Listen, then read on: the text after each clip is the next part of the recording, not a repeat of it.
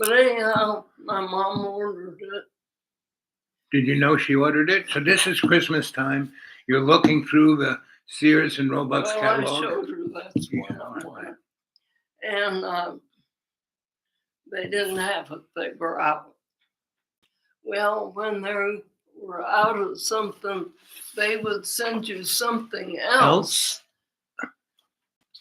But at least that value or a better value But it's for the same price. price. Well, that's good. So I got this real fancy doll for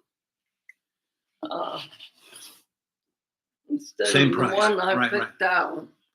And I thought she was beautiful. Was it a big doll or a small doll? Baby doll? When the baby doll, I called her Shirley Temple. Okay. It was just kind of like that, but she had all this pretty hair and all that kind of stuff, fancy dress on, and How old were you? I don't remember. Older than 10?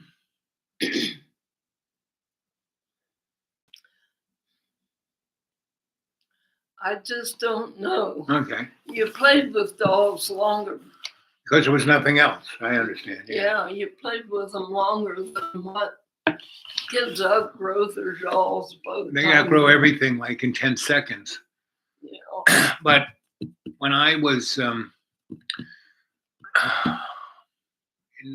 let's say the 80s, mid 80s, I was running these housing places for people who had no housing, but for families, not for people trying, but moms who had a job but couldn't afford, their apartment.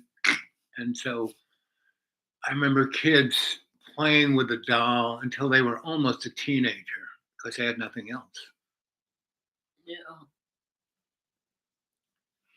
The house across the street Yeah. they had about 5 kids. So we'd go over there a lot and play with them. What were they like? It was nice.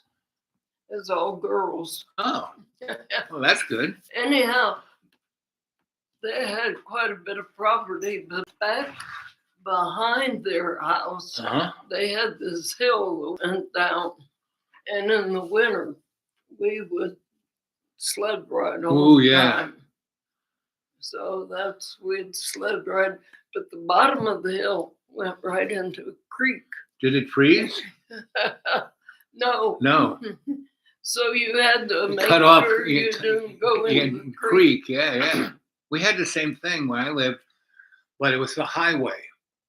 And the only hills where I was in New York City where the highway was, and they had a clover leaf. And so where the bridge is up here, there would be a hill coming from there down, and you had to, and if you went the wrong way, you went out in the middle of a highway and got squished. So it was like a little more added excitement. But the river, was it a big rushing river or just a little stream? No, it was just creek.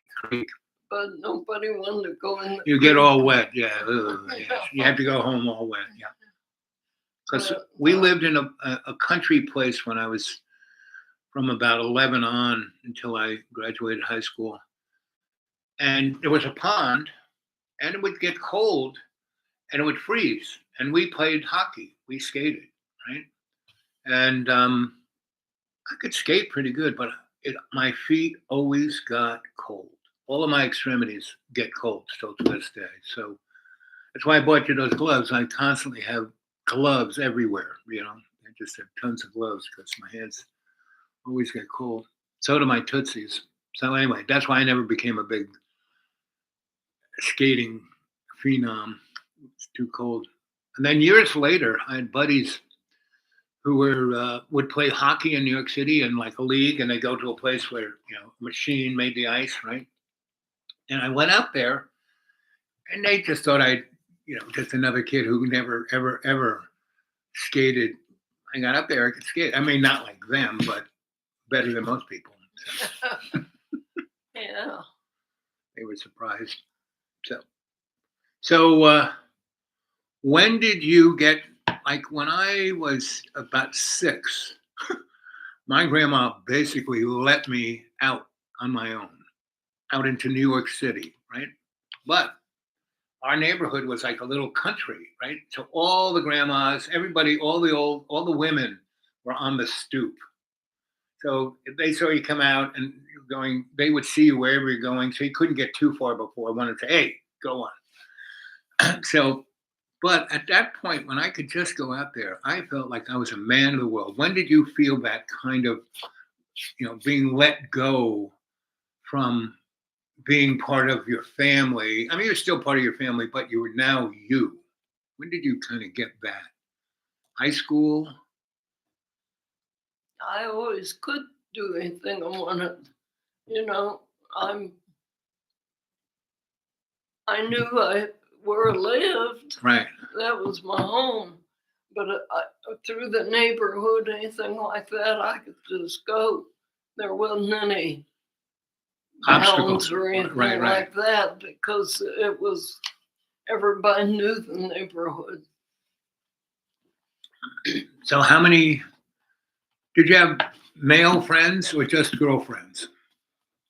Oh, there was both in the neighborhood. Right. Yeah. Did you guys play stickball, or what were the games you played? Or what'd you do? We'd play Steal the Flag. You ever heard Oh, that? yeah, I played a lot of that. Yeah. Yeah, we'd play Red Rover. We'd play, Red over, get over. Yep. yeah. How about jumping rope? Were you a jumping rope girl? Yeah, we could jump rope. Could you double dutch? 2 ropes? No. Just one. I wasn't that good. Did you have girlfriends who double? Did you have friends who double dutched, who did 2 ropes? Or wasn't that a thing?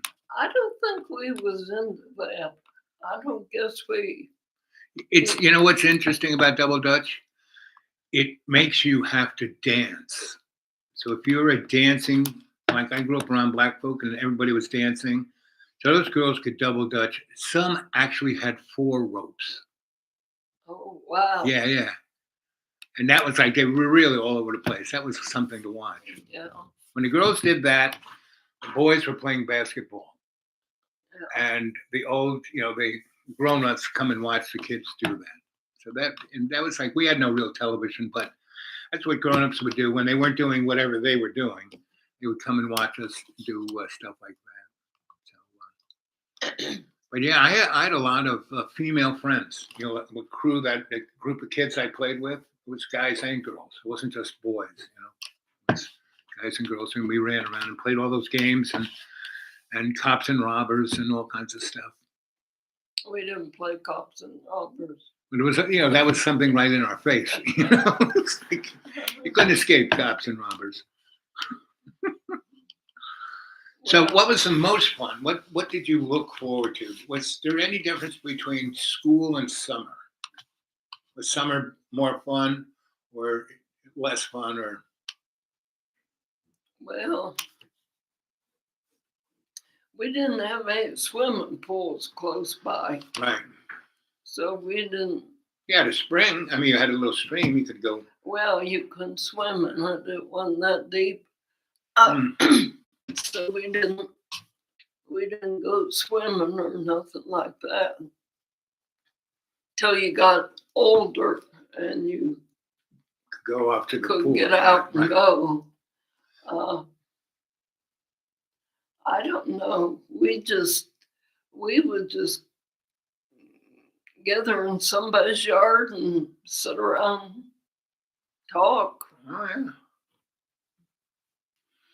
So can you remember what you were talking about? No. No. I mean, it was no deep things like God or racism or war. It was more like, did you see what Susie did? Nothing that important. Never that important, which is probably better. Probably better. So, well, that's good. And you were the first town. Everybody further out were in farmland. Yeah, there were farms there were farms in Talmadge, but not we lived, Right. it wasn't that. It was more like a neighborhood. Yeah. We had, like our house would have been on 3 lots. Mm-hmm. And our house was in the middle Middle. of it. So we had property on both sides of us. Right. So all the houses were not close together. Right. So did you have a nice garden? Did you grow a lot of vegetables? Yeah, we had a good garden. Good garden and chickens. So you had Yeah. eggs and a chicken every now and then. Yeah. We would can a lot of stuff. Everybody canned. Everyone can, yeah. You ate what you canned a lot. Yeah. And so I don't know. It's just different to what things are now. Well, everything's about profit. Mhm. Everything's about money. Money and control. Before, things were it was always about that, but it was so spread out that you had your own community, you had your own neighborhood, you had your own church, you had your own school. That wasn't mixed in the big picture. Well, kids didn't have money. Right. Kids didn't have money. I remember going to Sunday school. My mom would give me 2 cents To put in every Sunday morning. I guess she wanted me to be in the habit of giving to giving. the church. Yeah. Yeah. But I don't know, kids just didn't have money. Right. I never had money. I never needed money. I still have no. I mean, what's truly amazing is I've had lots of careers and life tracks, and I've sometimes had a lot of money, and sometimes, like now, I don't have that much money. And I find, hey, there is no real big difference. Meaning, whatever I need, I have, but I have no concern about making it or having it or spending it or needing it. I need this, I need that. No, I got enough stuff.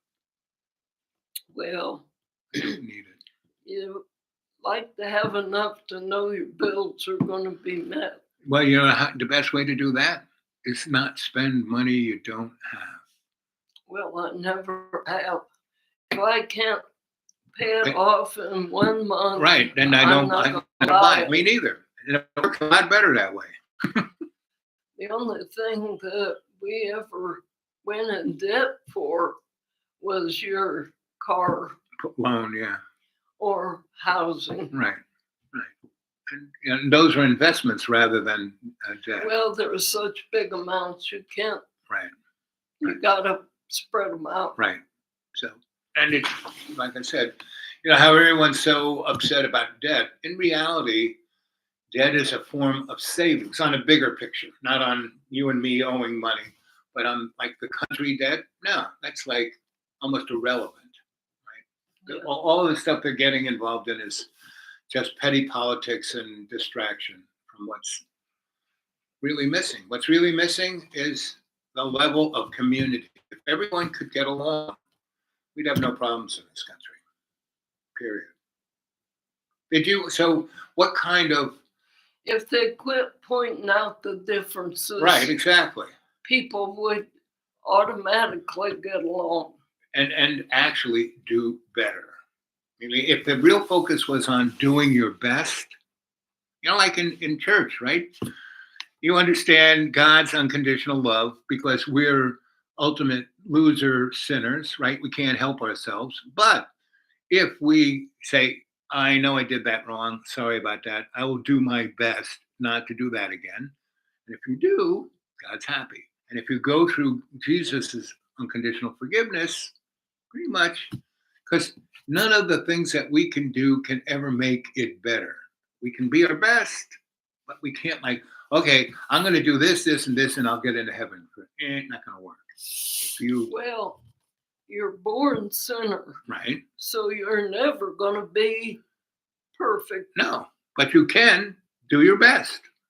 Well, you can do your best, but it'll never be good enough for God. But You gotta ask for forgiveness, and you have to go through Jesus' unconditional forgiveness because he died on the cross, right? So the bottom line is, if we stop thinking about just ourselves, we'll do a lot better.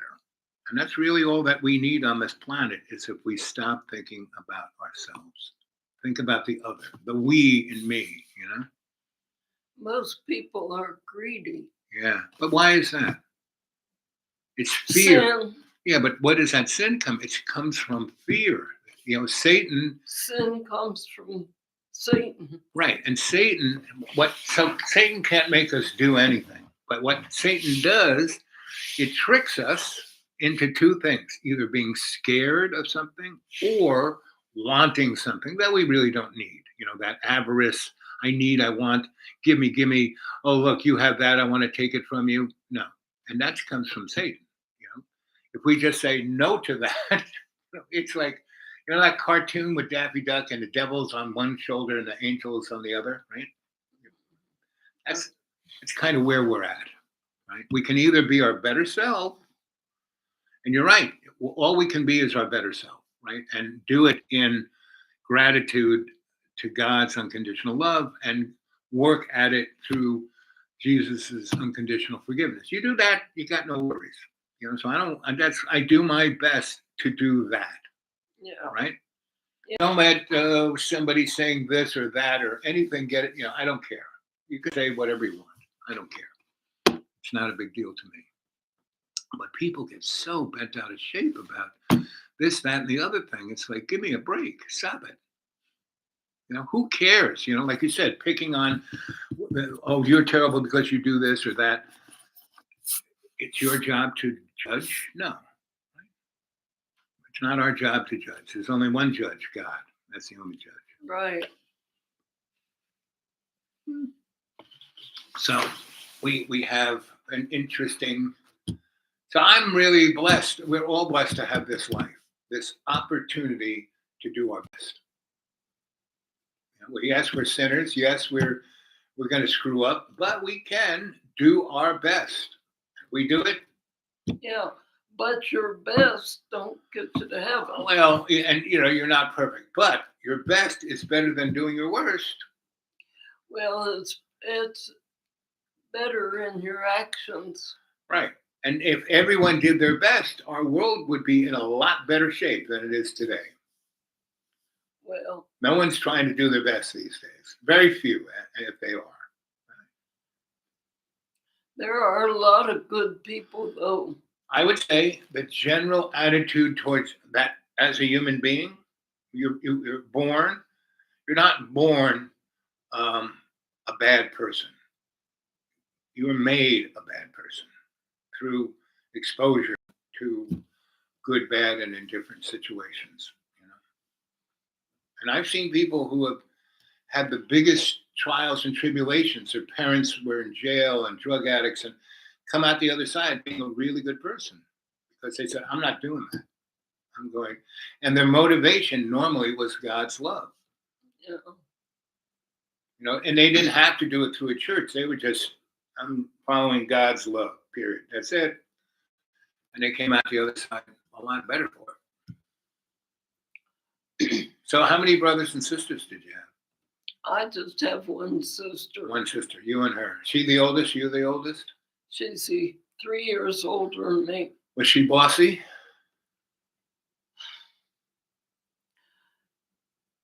She was 3 years older, but she was a lot bigger.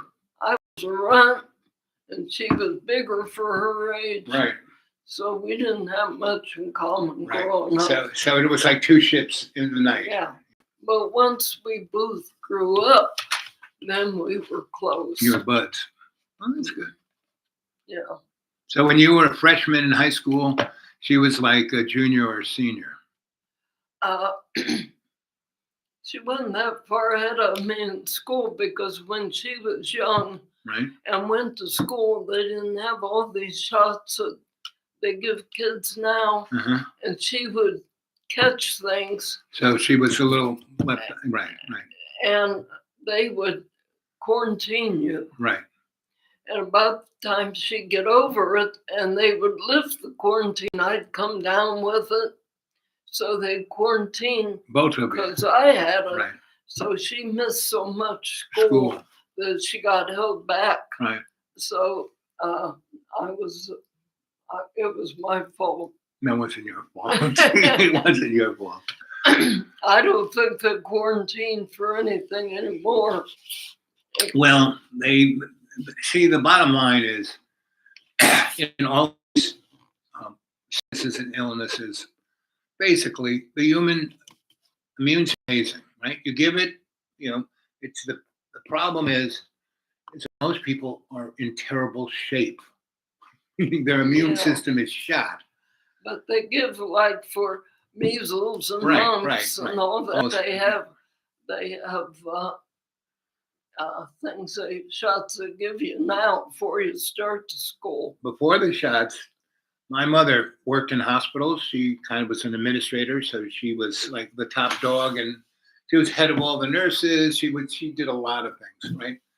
And so we had a bunch of kids in our family, and she would take us. So she knew public health, who was sick and who wasn't sick, how sick they were. And when measles and mumps and strep throat and those things would come through, she would find the family the kids we played with. She would find the kid who had the measles the last. So they'd be in that family, there'd be 4 kids. The kid who got it the last, his immune system or her immune system was the strongest, fought it off. And by the time she got it, it was not as bad as the first person, right? So my mother would take that little kid and have her over for the weekend. So we would, and this is before they got shots.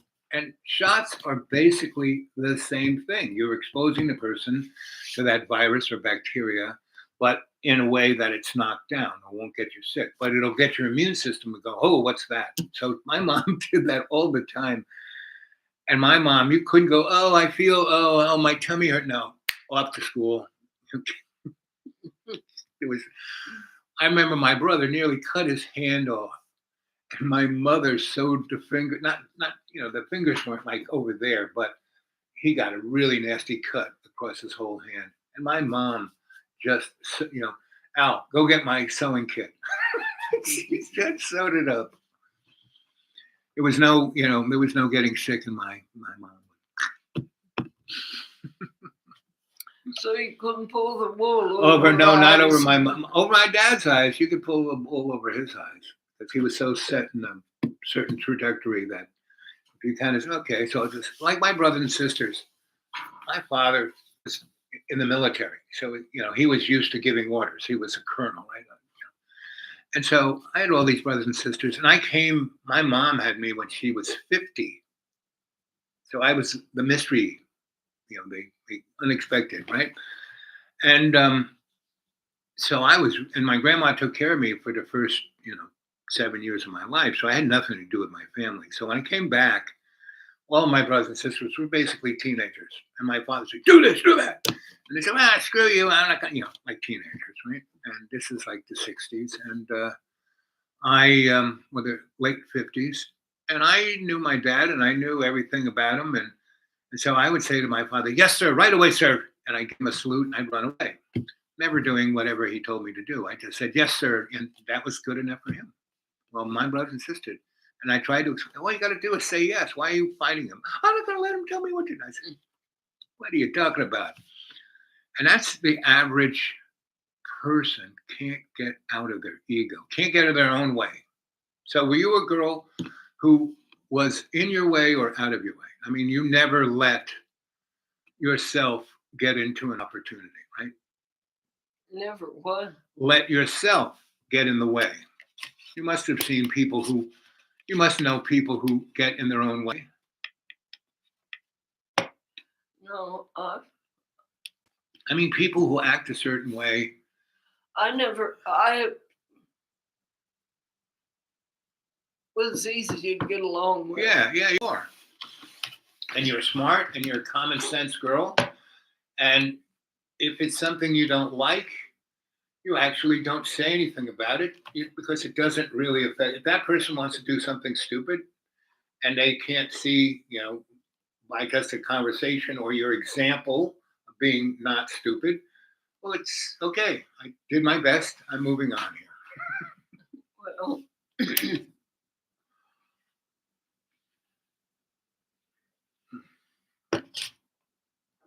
So is this the first time you camped out here? hmm, Is this the first time you wintered over here? winter down here. Yeah. No, I've been coming. My second husband died in 2019, Uh-huh.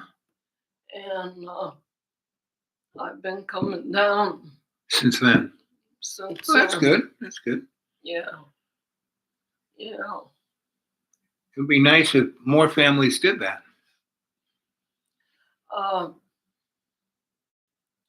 I didn't think I'd come as early this year because they were going to Yeah, but then you got to spend on, right? well, yeah, he came in every evening and let me cook for him. But He's a good boy. He is. yeah, but it was nice that he came in and stayed. He Yes. stayed overnight. But I thought that I would just wait and come down after They got came back. Well, it's better that you came for Thanksgiving and the holidays and all of that. Yeah, I came early. I mean, what else? You'd just be sitting at home, This place, you got people around you. You can have entertained and help and be part of the family. Yeah, but I'm used to being by myself. Yeah. It don't really bother me. Me neither. But you got time to do that too. Hmm? I said you get time to do that too. Well, yeah. I mean, the kids get off and do their Not stuff. too much down here. They got something going on continually. Yeah. Yes. They're very active. Yeah. There's always a ball game. Yep. Uh, So, was your daughter? Was she an athlete when she went to school? she wasn't on a lot of teams like they have down here Right. much. But my husband was real athletic. In fact, he was singled out for the minors one time. Uh-huh. But anyhow, he didn't go. But Carmen got that. She's athletic. She can do things like that real good. Right. And it comes down through the rainbow side more than my side. Right. Now, my sisters seem to be really well coordinated, but I got 2 left feet. I really do. Were you ever a dancing girl? Huh? Were you ever a dancing girl? Oh, no, I've got 2 left feet. But that's because you tell yourself. I mean, I was a real peanut as a kid, and I stayed, short until I was about 12, and then I took off, right? I got to about this height and stopped. But in that period of being a peanut to being almost, I'm like 5'11 3/4. I had an awkward stage, and I had a lot of friends who would dance and skip rope all the time, right? Both of those things. So we were always dancing, always skipping rope, which kind of made me a little more agile than if I just said, "Oh, I can't do it," right? Because that's all we had to do. Skipping. I mean, guys in my neighborhood, guys would skip rope too because they saw girls doing it, and I can do that, and it's not easy to do. Well, when John Dave was little, Mm-hmm. he had trouble reading, and I took him to a Eye doctor, reading clinic, right? and they had him read, and then they asked him questions, and they said, well, his comprehension is real good. he comprehends everything he reads. But I guess it was something about your eyesight following that line. See, astigmatism, where your eyes don't follow the line very well. Anyhow, they told him to go home, jump rope, walk on like a balance beam, Right. and things like that for coordination. Right. So he got my coordination, and Carmen got her dad's. Right. And of course, Johnny was real good, and anything like that comes down through the rain bolts. Yeah. John David didn't look out. But he likes to read, and he reads all the time now. Right. No, he's a smart guy. I've talked to him a lot. He's a smart. Your son is a smart guy. I've talked to him a lot. Yeah, he's got something on the ball. But he's a guy who kind of gets in his own way. Meaning, if he were to like step back, like I see you do this, you look at what's over there rather than wait till he gets right here. And you've already figured out whether you're going to just walk out of the way or know what you're going to say when that person talks to you. You know, I see you do that. And Carmen has that in her too. She's all figured out before you open your mouth. When John Dave was little and he'd talk to you, I could hear him, but he wanted me to look at him. Right. He always wanted me to look at him. Right. He thought I wasn't hearing him if I wasn't looking at him. And was it because he wanted you to look at your full attention? Right. Full attention. Yeah. And he wants that from everybody almost. So anyhow, it's what it is. Yeah. It's what it is. Yeah.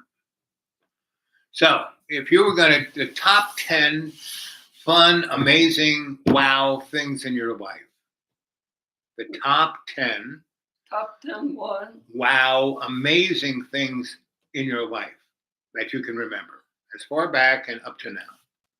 Oh, you're asking a hard question. Of course, that's what I do. I ask the hard questions. Well, I've been married twice. Okay. Johnny was the love of my life. But I got lonesome. Yeah. I've been there. I know I married Kenny. I thought he was going to be great, but I didn't. He was controlling. Yes. That don't work. For you, yes. That don't work. Well, actually, it don't work for anybody, right? Well, he didn't like my family because he was jealous of them, I think. But he liked Carmen Jr. He would get excited when he knew they were coming. Yeah. But they babied him. Right. John David wouldn't do that. Right. John David don't baby anybody. And so they clashed. Didn't like him. So anyhow, I had those two. Right. And so otherwise, other than controlling Kenny, was he okay? Was he fun? Was he entertaining? Did he? Well, the thing of it is, we had a few good years, but then he got sick. He had sugar diabetes, and he would not control it. He wouldn't deal with his diet. He wouldn't control his diet, which he could have, and he would have been all right, but I don't know. He died. I guess it's like drinking or something. Oh, it's an addiction. I mean, I have that same thing, and so I can't eat any sugar because if I have one cookie, I'll have 20 cookies, right? So if I don't eat that first cookie, it's not a big deal. Well, that must have been him because he would eat or die. And so how long were you guys married? We were married 11 years. 11 years, okay. Yeah. But I was married to John at 49. All right. So So you already. I consider him my husband. Oh, yeah. That's a long, many, yes. 11 to 49 years. Yep. Yeah. Yep. But Well, as long as Kenny kind of entertained you for those 11 years, it's okay. Meaning, I was married. I had a lot of girlfriends before I got married. And then I got married because I met this woman who was like, okay, we were together a long time. We shared our whole lives. We're together. It's not like she had this life and I had that life. It's like this. And we were in London working together, and she refused to work unless I married her. And we weren't like working on the assembly line. We had our own business. We had clients.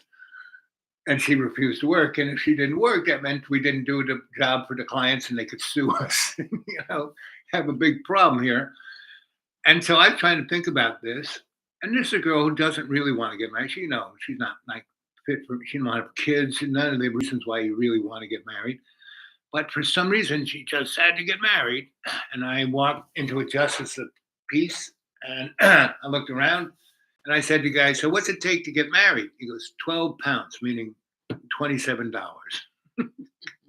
I said, can I do it now? He goes, oh, yeah, fill this out. So we filled it out. And I gave him it, and he stamped it, and he goes, you're married. I said, but she were. He goes, it doesn't matter. Legally, you were married in this, in this part of England. This is it. my goodness. And they had this thing called bands of matrimony. They would print them up. And the girls were supposed to look at them to see if some guy had married them, right? And see if he came, hey, I didn't marry this guy. They could And then you came back 21 days later where you would have the ceremony. But you got your license immediately. You were, right? Got that license. So I went home to my wife and said, honey, look, we're married. And she looked at it. And she was like, but I wasn't even there. I said, in 21 days, we'll go there and have the ceremony. But let's go to work. And our whole apartment was about half the size of this room. And we had one window that was like that far from another building. So the only sunlight we ever saw was at high noon when it was coming straight down. I mean, there was no not getting in each other's face, right? It was like, right, the toilet was like stuck on the wall, right? It was an interesting apartment. And so that was my first wife. Legally, right? And we were together 11 years. And I knew that was coming. The first day I met her, I said, I'm very attracted to this girl. We're going to have a lot of fun. We're going to do amazing things. But I know at some point, and I worked at I'm very attentive. Whenever I have someone in my life, I am 100% attentive on them. I don't look around. I don't think about other people. And none of that. But and I don't find many people who get married, especially at a young age, are like that. Well,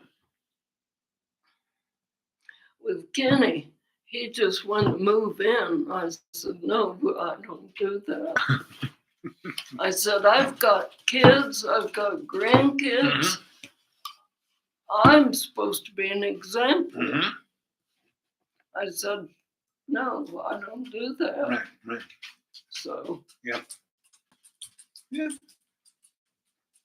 Well, it was the other way around. I had a really nice place, and my first wife, she was living in a storage container. Like you rent to put your stuff in. She was living in one of those in Brooklyn. And she came into my place. I had this gigantic loft with a bathroom and a kitchen and a dark room and heat and, light and beautiful. And she was like, she moved in. She never left. Well. And again, I knew, and I met her on the subway, meaning she was taking pictures. You're not supposed to, it's illegal to take pictures on the subway, but you can get a permit very easily and you can take pictures, right? And so she was like taking him on the sly, and I went over and said, oh, you're a photographer. And we started talking about photography, and I'm a photographer, and, and we're going over the bridge, and she goes, where do you live? So that place. And so we got off the first thing, and she had already went on taking pictures in other cars. And I never got her name, didn't get her phone number. Said, well, I'll probably never see that girl again. Get off. The Hasidim, which are very Orthodox Jewish guys, black coats, black hats, big beards, they would rush out. And I would just get out of the way and not try to go down the stairs with them. I just wait till they all went down and then went down the stairs very nicely. And I'm waiting for them to go. And I look over and there she got off the train and came and she was standing next to me. So we went down, walked down Broadway, got to Roebling's where I used to live and said, that's where I live. Just push that doorbell. The super will come and take you to me. Anyway, so she went the other way. And I went up there. And